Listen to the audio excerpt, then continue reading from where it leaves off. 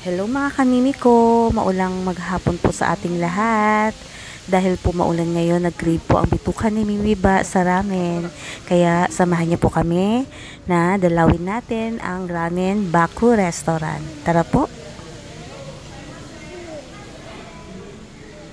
Wow! Napakaganda at very accommodating po ang mga waiter. Talagang inassist kami hanggang sa makahanap po kami ng table na para sa amin. At syempre may baby, kaya yun, napili ni Mimi Ba doon sa bandang may sofa.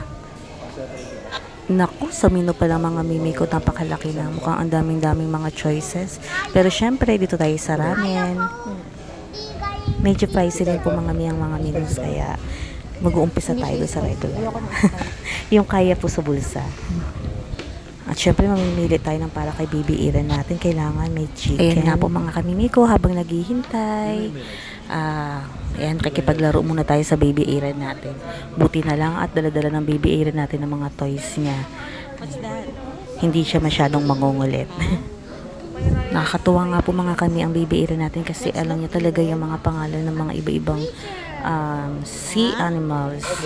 Ayan, papakilala daw po ng baby Iren natin isa-isa. Tara, makinig po tayo mga kani sa baby Iren natin habang naghihintay tayo ng order natin.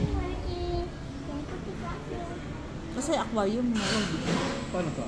For sure, aquarium Iren. There's more here, no more. There's a more one. There's another more. There's a more one. More sea picture. More, there's a mommy nanny. Then we got sea, can seaweed. Some seaweed. May rice ba itong mga? May rice ba? Sige bebe ko at paglaro ka muna dyan. Tingin-tingin muna tayo mga kami ko ano yung mga style ng restaurant.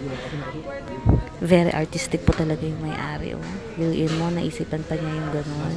At saka isa pa mga mi, tingnan nyo, may napansin si Miba doon sa pinakadulo.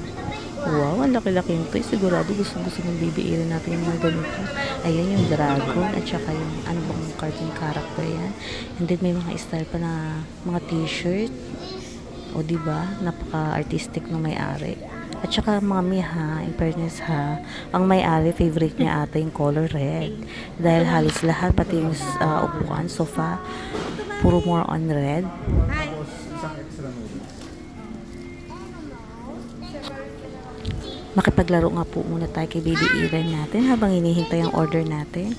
Pero teka, mukhang nag-uumpisa ng mangulit ang baby Iren natin Naku mga kamimi ko, inuumpisahan na niya sa mga chopsticks. Okay, thank you. Naku, huwag naman po sana ang seasonings baby. Sabi ng baby Iren natin, alam na raw niya gamitin ang chopstick. Yan, pero syempre mga kami, gagawa tayo ng paraan para bumalik ang attention niya sa toys niya. Ayan, papakilala raw po ng baby Iren natin ang iba't ibang names ng sea animals. Sige nga bebe ko, pakilala mo nga sa amin ang mga sea animals. Seahorse. How about this one? Catfish. This one? A lobster. A lobster. And then this one? Dolphin. Dolphin. And then this one? And this one? This one, what's this? A two whales. Yes. And then, how about this one? Small octopus. Small octopus. You know, I have another one. And then this one, what's this? I don't know. What is that? Snail. Snail. And Isang po. this one, A whale. is that a whale? Yes. Ano to? Parang sila yun eh. How about this Ay, one? hindi to. Dolphin to, dolphin. Dolphin yun eh. Ito, what's this? Crab. Drinks na to A crab. Continuation. And how about this one? Ano to? Ano to? This one. Medyo mga ilang minutes din bago dumating ang order namin, kaya gumawa talaga ang Mimi Ba ng way para maaliw ang baby Iren natin. Wow! Wow! Dumating din sa wakas ang order. Ayan mga mi, masarap to.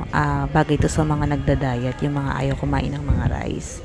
Para siyang cabbage, tapos iniwang maninipis. Ayan. Bali yung pagkain niya is papartnera mo lang siya ng konting salad. Ayan. Tapos yan ang pinaka-rice mo. Try natin tong tikman. And then yung chicken, ayan, with plain rice para kay baby Aaron natin. Hindi kasi siya masyado sa vegetable at saka sa mga soup. In fairness, masarap siya mga mimi ko, ha. Wow, dumating na rin ang ramen namin. Grabe mga kami, ang laki-laki.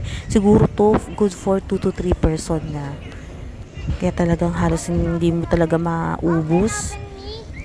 Grabe mga kami, sobrang sarap talaga ng ramen nila. Yung mga mahilig po sa ramen, mga taga Olongapo or yung mga malalayong lugar na napadaan sa Olongapo, ayan, pwede po tayong pumunta rito sa Ramen Baku. Sa likod lang po siya ng Harbor Point. Thank you for watching!